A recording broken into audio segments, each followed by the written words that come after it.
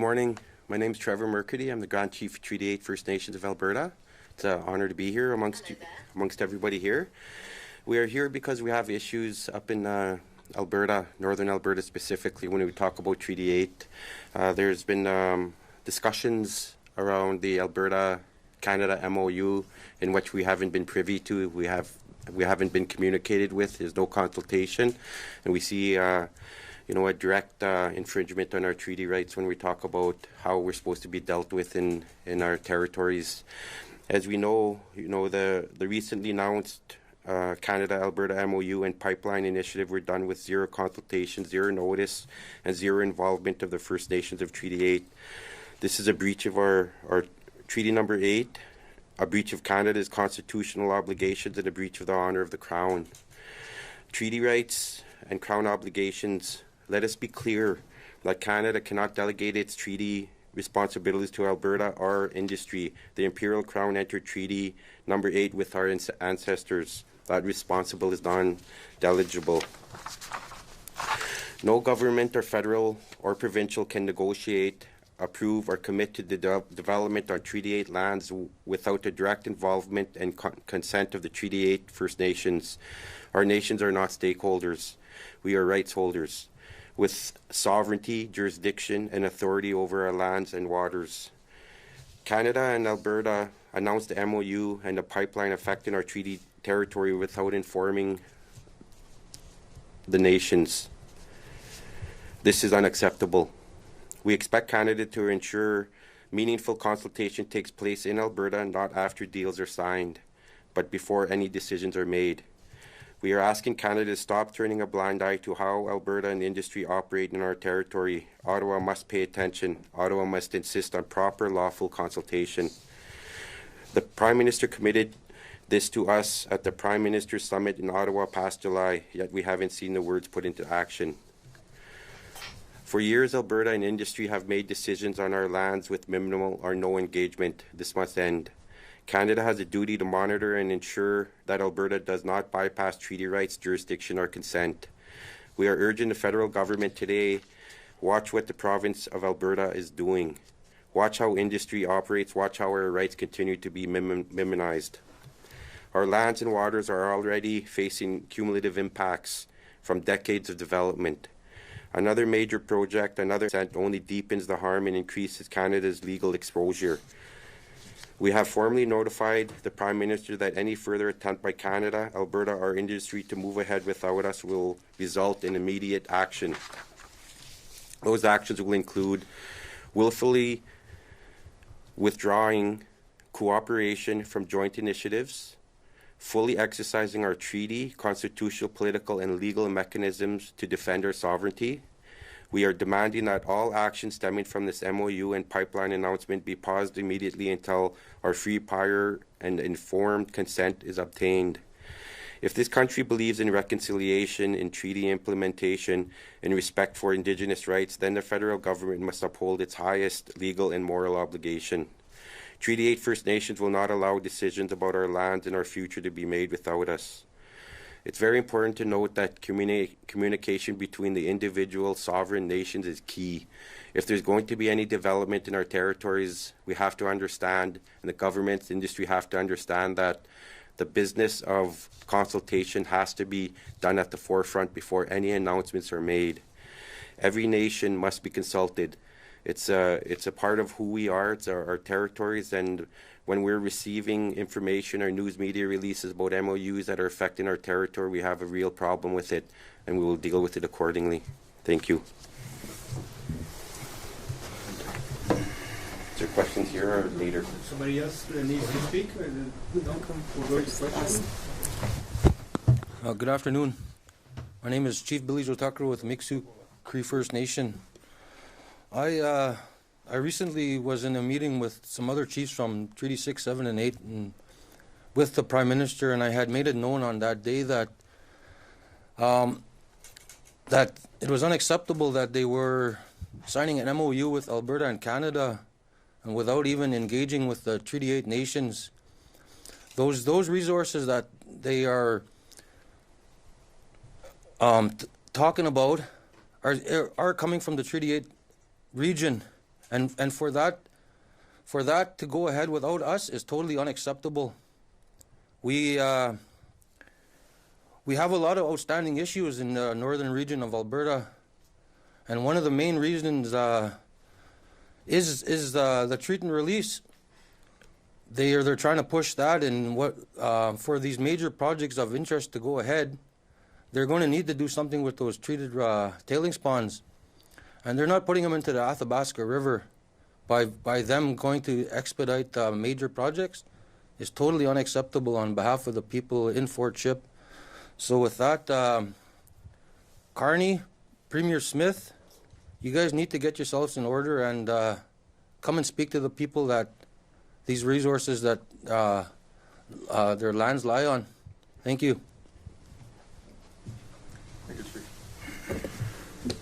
Good morning, everyone. My name is Sheldon Sunshine. I'm Chief of Sturgeon Lake Cree Nation Treaty 8 Territory. And I just want to speak to the recent MOU and how it's problematic for our people. We've seen over the last few years here where the province of Alberta is creating legislations that are hostile to First Nations treaty rights. And when we're talking about development and the impacts it's going to have on the environment, whether it's water or all the resources that they're talking about, like Chief said, it's coming out of our territory. And dealing with some of the impacts health-wise, and we see the devastation out in the territories. You know, we have the abandoned wells issue, and it's just increasing. So when you're talking about creating an MOU to fast-track some of these projects, it's going to fast-track the demise of our people. So that's why when we hear about this MOU, and we want to be consulted first and foremost before anything happens. And you know, we're not against development. What we want is participation, inclusion at the forefront, so that we could have our concerns mitigated, and then maybe support some of these projects if our concerns are mitigated. And yeah, I'll leave it there. Thank you. Hello, my name is Terry Villeburn. I'm acting chief for the Athabasca Chipewyan First Nation. I'm glad to be on the territory of the Anishinaabe and Algonquin. Thank you, Treaty A Grand Chief Trevor Mercady and our other chiefs for their remarks. On behalf of the Athabasca Chipewyan First Nation, we want to say to the Prime Minister Carney that we say no. No to increasing production of tar sands by 100 million barrels a day. No to increasing toxic tailings in our backyard. No to lifting the tanker ban within Alberta. We stand in solidarity with the Coastal First Nations, and Prime Minister Carney would have known this if he had bothered consulting us. Our treaty is not a bargaining chip for you to sell out Canada. All of Alberta is treaty land, and you can't have an agreement with Alberta that excludes us. We who are standing here today have stopped Alberta from separating, and we will stop this MOU from being enacted. Masicho. Sorry. Is there any questions for? Yeah, First Nation, APTN News. The Prime Minister keeps saying that none of these projects will go forward, that it's just setting the groundwork.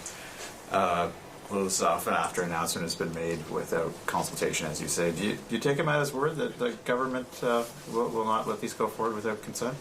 Well, Prime Minister Carney and the province have to understand that things have to be done fundamentally different from the past. And when the nations talk about being communicated with or consulted, it's very important that before these announcements are made, that the governments reach out to the individual nations and at least make them aware of the public MOUs and all these deals that are being made without our people at the table. And why that's important is because, as the chief said, that the resources are coming from Treaty 8 territory.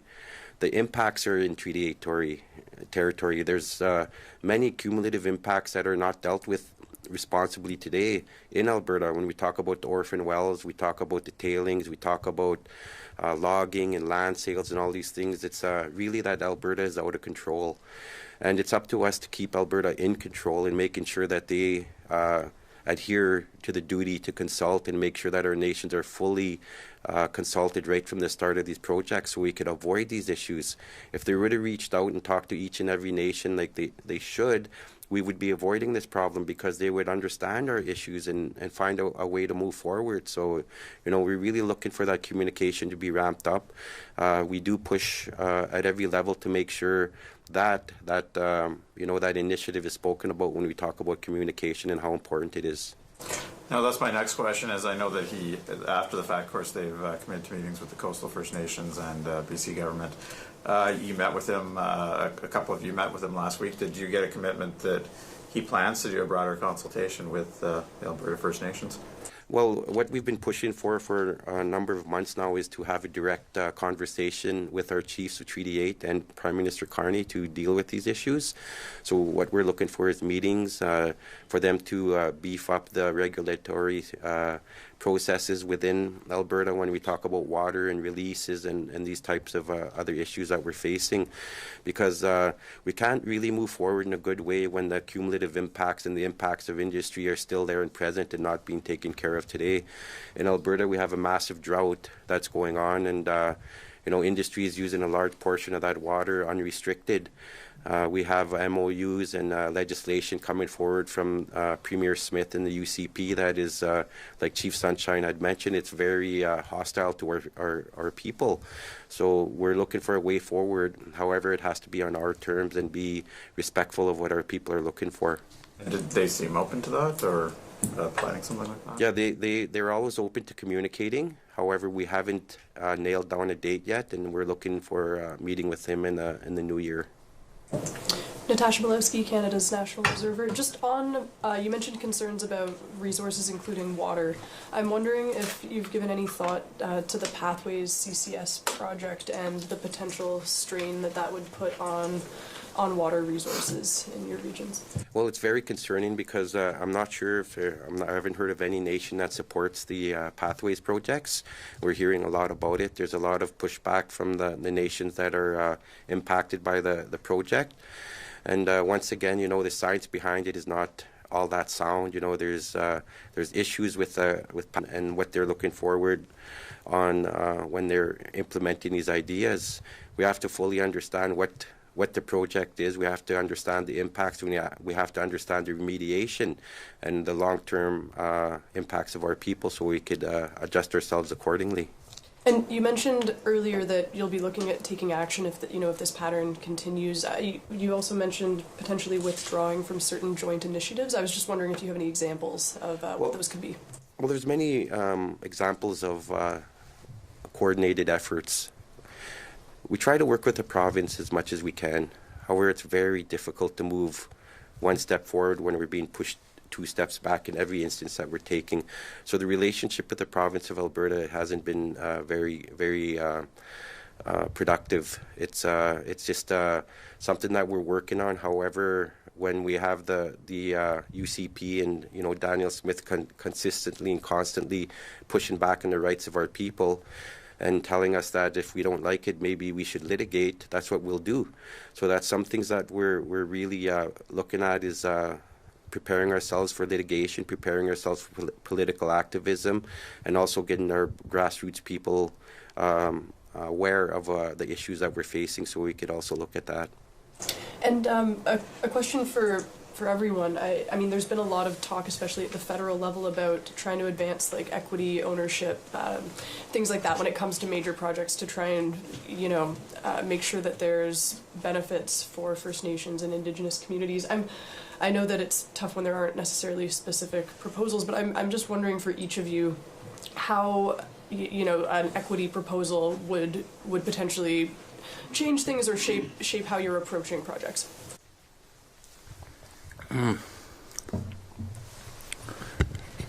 With the potential for these new projects, I could only speak for Mixtu Cree First Nation, but there's no way that we can compound the issues that's already going on with our people. And that's our health.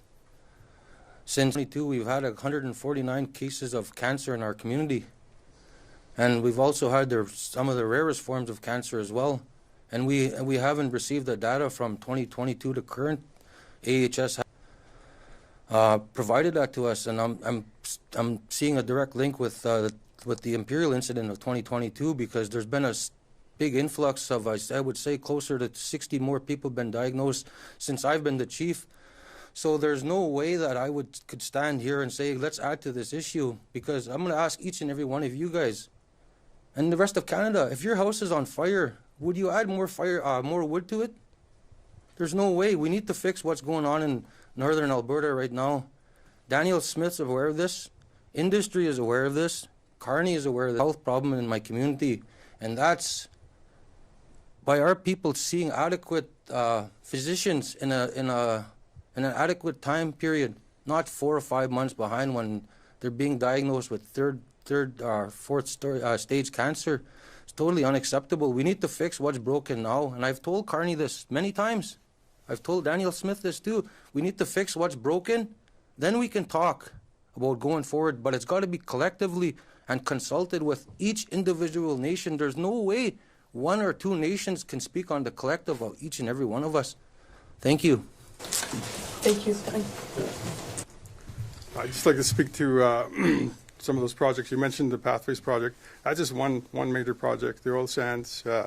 We got talk of data centers, lithium projects, lithium deposits, and all of those things have huge impacts. You know, the issues that they're facing up in Mikisew, some of these projects that are going to continue in the fashion that they are with the legislations that are being developed in Alberta, as well as the C5, where they're going to fast track consultation and all those things. You know, we're going to see increased issues for all of our communities, and not only for us. It's going to be the Albertans, the Canadians that are going to feel those impacts as well. So when you talk about the equity portion, really that is not reconciliation. That's buying into a project and project specific, and you might get benefits whatever amount of time those projects are enacted, whether it's through procurement or what have you. Some of the things that we have to start the discussion is, we need to talk about certainty. You know, we signed a treaty, our ancestors signed a treaty with understanding that we're going to share this land, share the resources.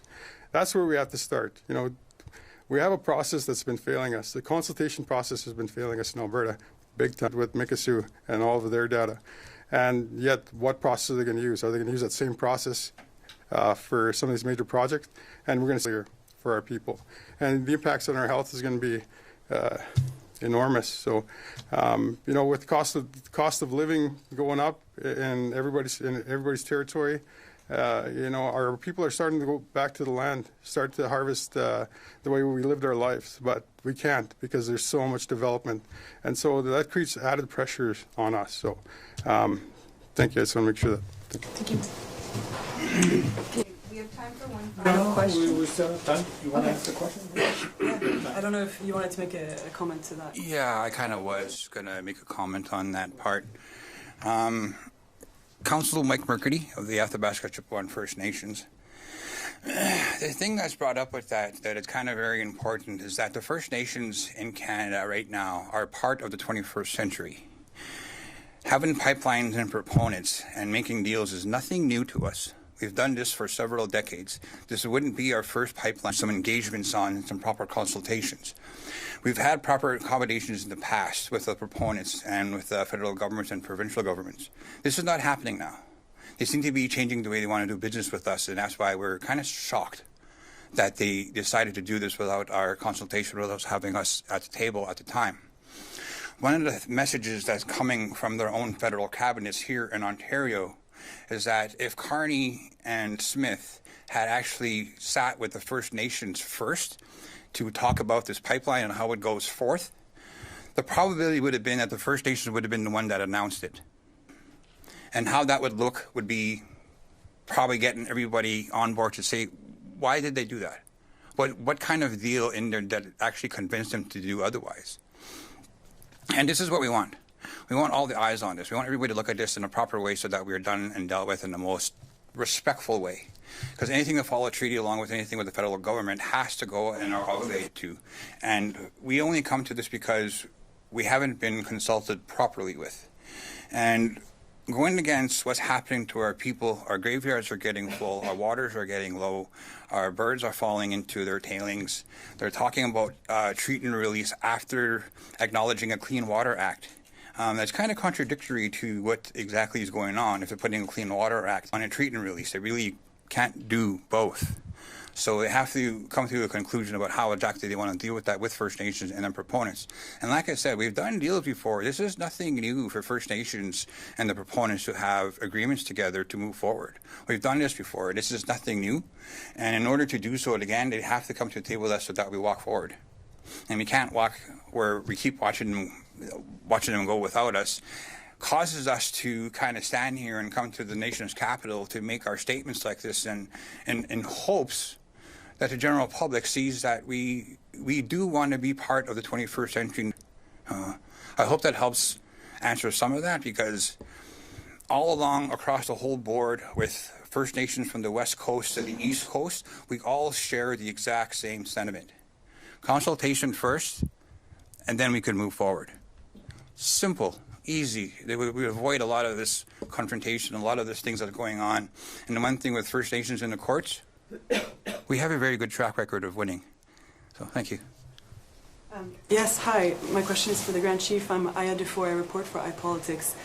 The MOU, it paves the way for a potential pipeline or the carbon capture project to have a national interest status. That would involve the Major Projects Office. So I wonder how you approach that as a member of the Indigenous Advisory Council, and if you've brought it up with some of your peers on that council. Well, with the Indigenous Advisory Council, we make sure that we don't consult on behalf of the nations. We do not talk to the proponents, and we do not talk to government on their side of things. It's very important to distinguish the fact that the IAC is put there in place to help facilitate on how they're supposed to move forward. The terms of reference haven't been finalized yet. That's what we're working on right now. And so it's kind of concerning to see a lot of these projects being discussed while the terms of reference have not been finalized or signed off by the IAC. And once the terms of reference are made public, you'll see how the nations and myself, the working group within the IAC on the TOR, are pushing the agenda of our nations and making sure that communication is number one. Communication to the nations is number one. The project cannot move forward without the initial communication with the nations themselves, not through proponents. We don't meet with proponents. We've forbidden, and we make sure that the consultation stays with the nations. Are there any issues or sticking points in the negotiations to finalize these terms of reference? No, it's actually been moving forward in a good way. The Canadian government and Carney, Prime Minister Carney's party have not put their fingers into the TOR.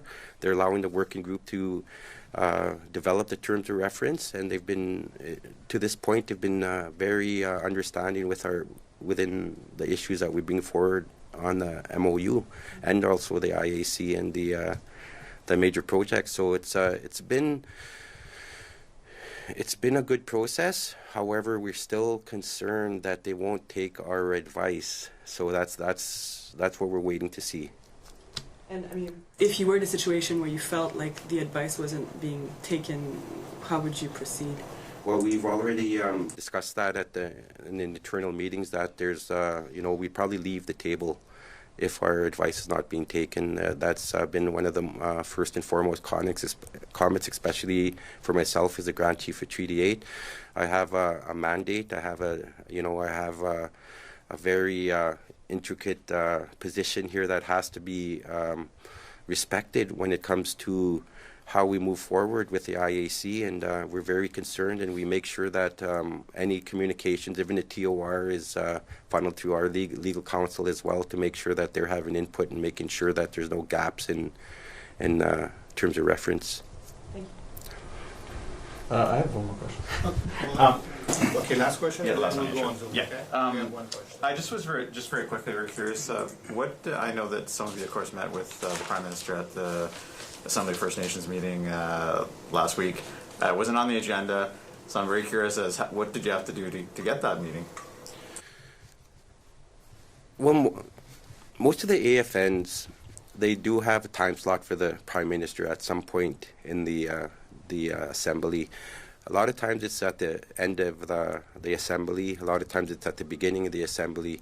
However, we're not afforded the agenda on exactly when he'll be there and how long he'll be there. So it creates some issues within our chiefs that would like to have some discussion with him or at least bring some points forward.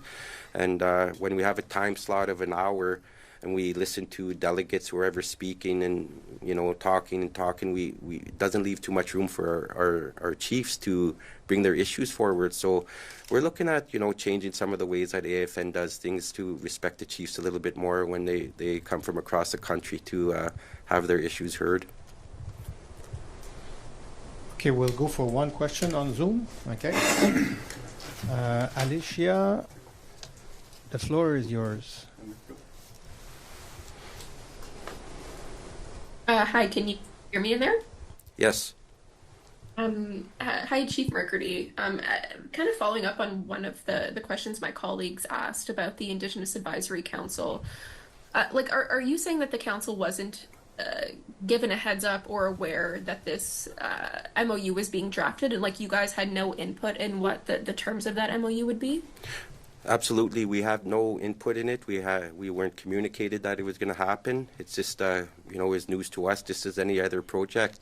At the IAC, we do not involve ourselves in any projects. When the projects are announced is when we know about the projects, because that's between the nations, the government, and how they want to work things. And at the table there of the IAC, we were pretty adamant that we will absolutely not be engaged with proponents. We do not want to know when about the projects or upcoming projects before any of the nations. We've asked them to establish a communications office to directly communicate with each impacted nation before announcements are made. We do not involve ourselves in any of the announcements or any of the major projects that are being announced. So we hear when everybody else has heard, when the media releases them. On that then, like, I'm just curious about what the role of the Indigenous Advisory Council is then. Like, I know that the Prime Minister has said, you know, this isn't going to sidestep consultations with affected nations, but like, did they not reach out and say, hey, are we going about signing this MOU the right way? What terms should we include on consultation in here? Like, I'm just wondering about what the role of the IAC is, if not to make things smoother. Well, the role of the IAC is to advise the federal government on how to work with the nations, and we've been putting that forward in the terms of reference. However, as stated earlier, that the terms of reference haven't been finalized, they haven't been signed off, and each member of the IAC has to sign off on that terms of reference. So it's important to know that you know, when they made the announcement, you know, a lot of I guess people or organizations are looking at it as like it's a part of the IAC or the MPO. Well, we weren't aware of it. Really, the MOU between Alberta and Canada is just a MOU between themselves on moving certain projects forward. We were not aware of them. We were not aware of how they would like to move it forward. All I can say is that we're very concerned that they made the announcement without the nations of Treaty 8 involved. Okay, that's all the time we have. So let's conclude the press conference. Thank you. Merci. Thank you.